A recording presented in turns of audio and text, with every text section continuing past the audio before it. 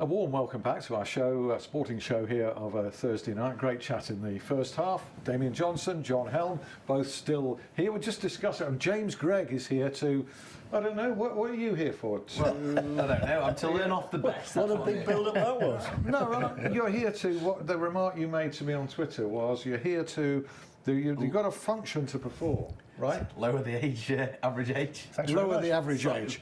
Correct. Correct. He's managed to do that very easily. Yes, that's right. It's quite hard saying it, lower the average age. It's not, well... Depends if you had a drink or not. Exactly. Clearly I have. We're also talking about what comes after veteran in a career. We still haven't resolved it. I suggested venerable, but John reckons that's too ecclesiastical. I think Methuselah, possibly, you know, glass of champagne, a big bottle of champagne. It is a bit ecclesiastical, I think, is that, Yeah, the venerable. Thesaurus is out here, isn't it? I'd say that what comes after veteran, venerable. probably retired, I reckon. No. That's better than dead. Not having He's super veteran. Super veteran. Super veteran I like that. Glossy, yeah.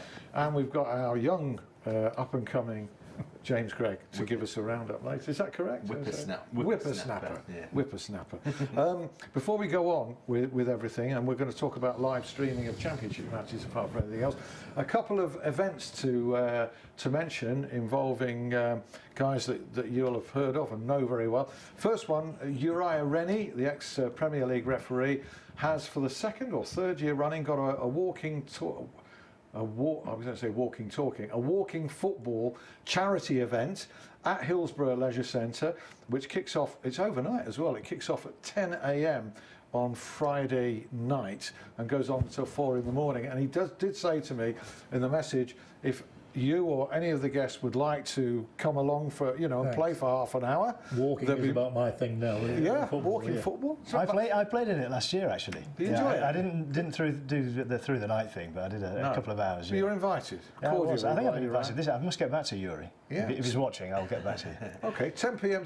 and it's in aid of St Luke's Hospice and the Alzheimer's Society.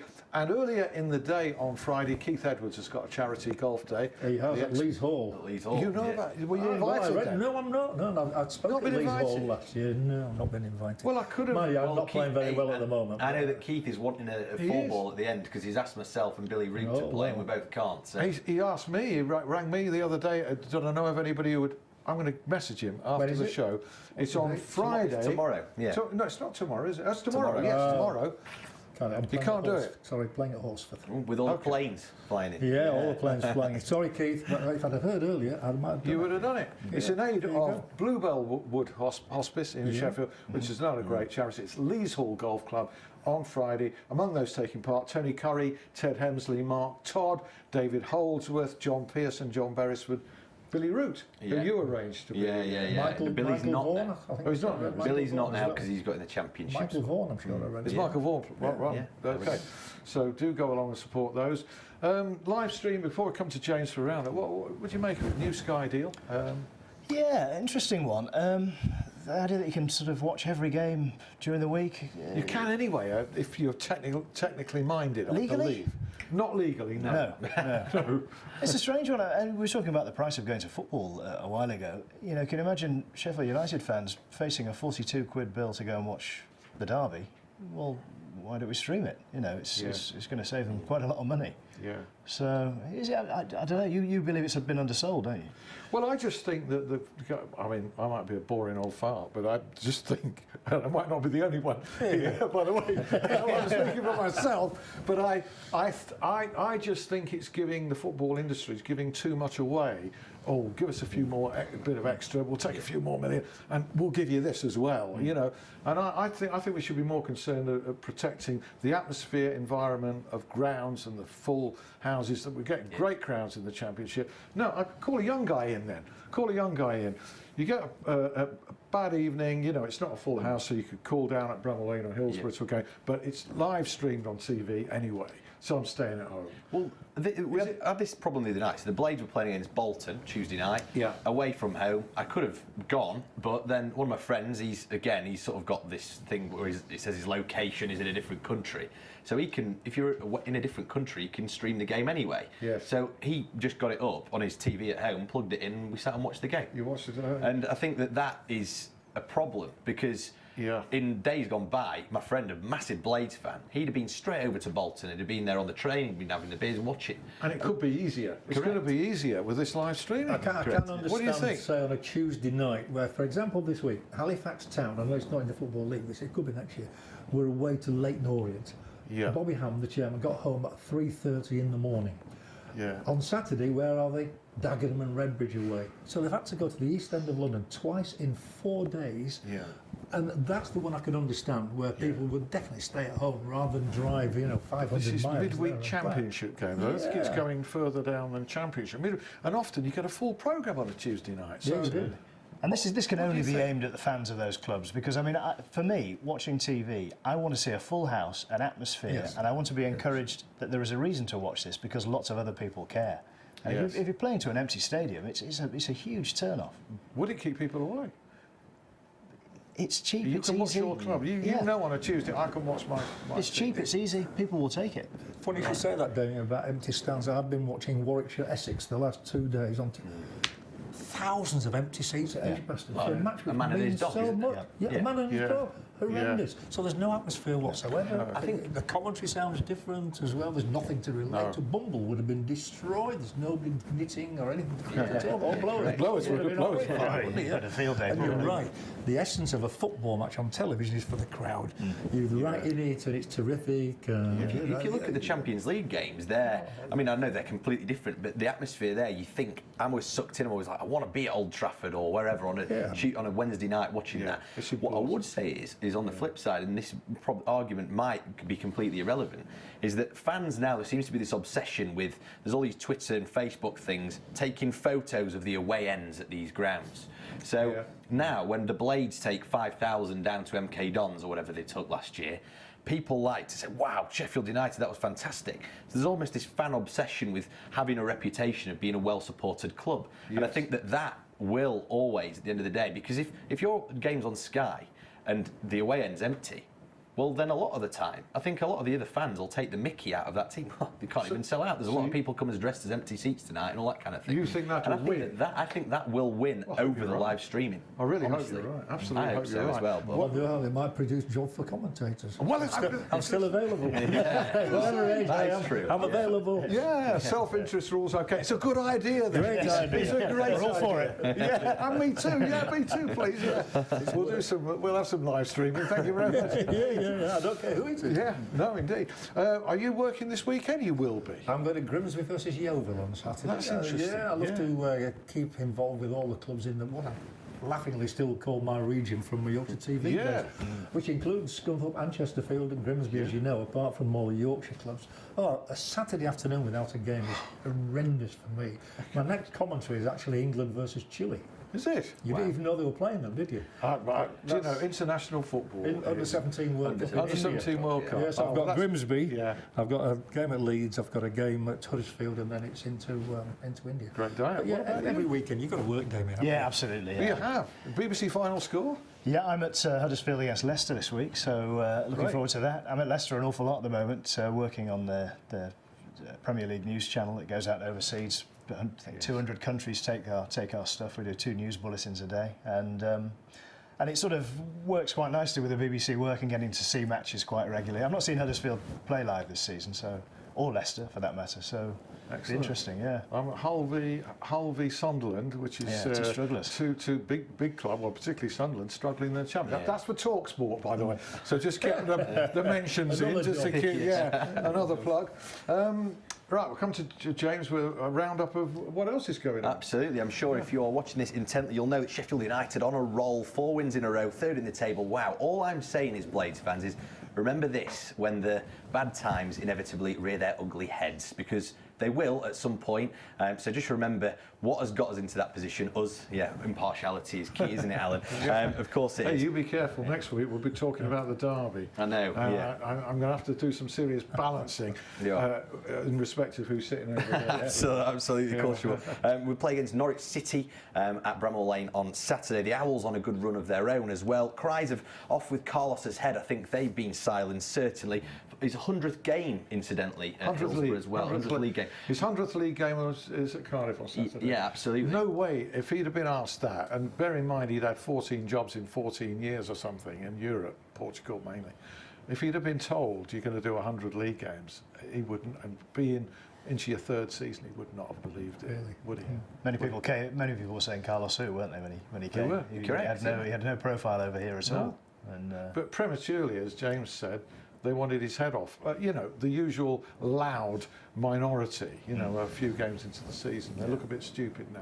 Yeah. If they didn't look stupid at the time. We are a little ignorant in this country about the abilities of foreign managers. As Wagner has proved at Huddersfield Town, as this Christiansen is proving at Leeds United, a fellow Nuno Esperanto, when they call him at Wolverhampton Wanderers. Good managers. Of course there have been failures as well, but these guys, Silver at Watford now, proving what a good manager he is. But in this country, we sort of I've never heard of him. Never heard of him. He can't be any good. Yeah, absolutely. And they're coming in, as you say, and they're proving that they really are. I'm not sure about Mr. Slutsky at Hull City at the minute, but that was the strangest appointment to me. He has a pedigree, and also he knows Abramovich very well. So I guess that's kind of. I heard him talking today, and he was saying it's a very difficult situation. No bones about it. Appealing for patience, but saying there isn't much time, which is almost like saying my job's on the line if we don't get this right soon. Yeah, Anyway. of course. Well, the Owls, they're actually travelling to Neil Warnock's Cardiff City, of course, a team spurned by losing that unbeaten record on Tuesday night. Also, the Owls, they brought in a Danish defender, Fredrik Nielsen, as well. He's formerly of Notts Forest, and he's going to be playing in their development squad predominantly as well at the moment. The Hallam FC in the non-league, the cracking win over Abbey Hay away from home on Tuesday. That's them into the second round of the FA Vars. A very, very good result for Hallam FC, given their shaky start to the season, and they play against Swallow Nest away from home in the league on Saturday. Sheffield FC as well, now up and running. They got their first win of the season at the weekend against Peterborough Sports, and they travel to Bedworth on Saturday.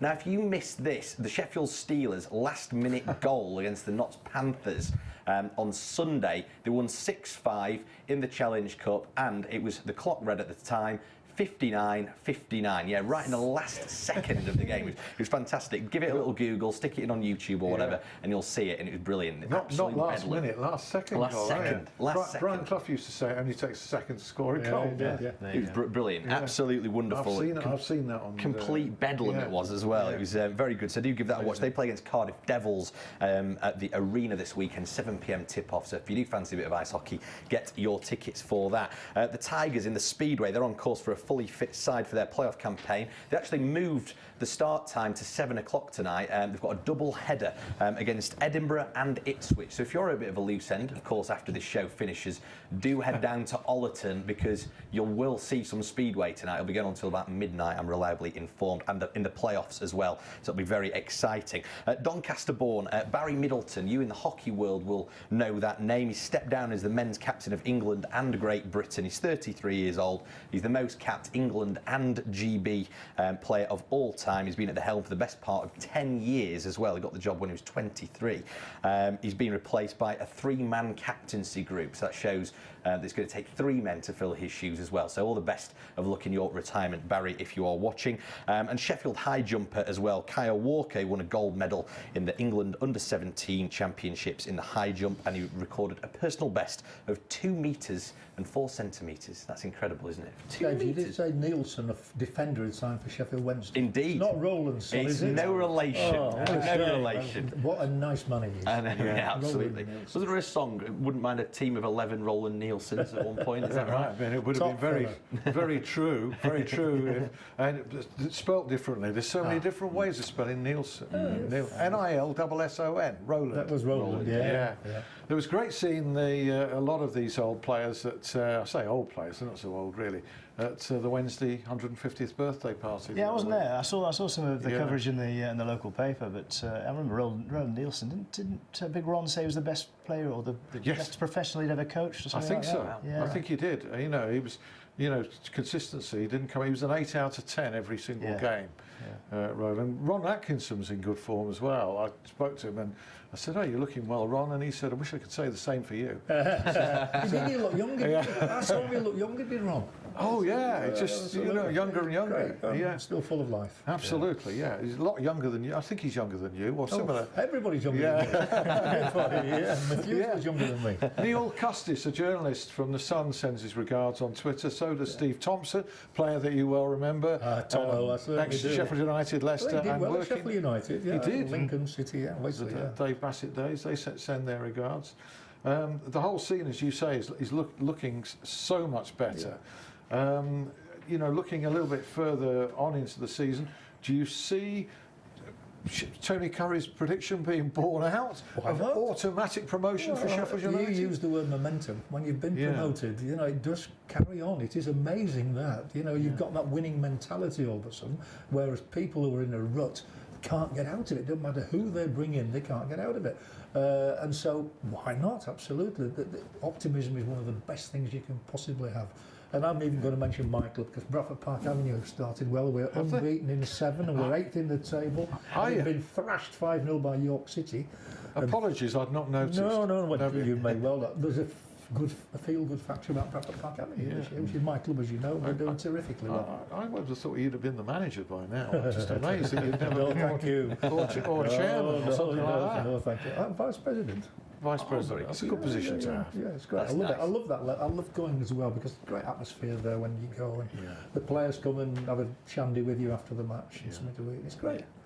How's your team doing, Mr. Well, I'm seeing your team on Saturday, aren't I? Well, Hull is. I keep it fairly quiet, but you've let the cat out of the bag. You could have said Sunderland.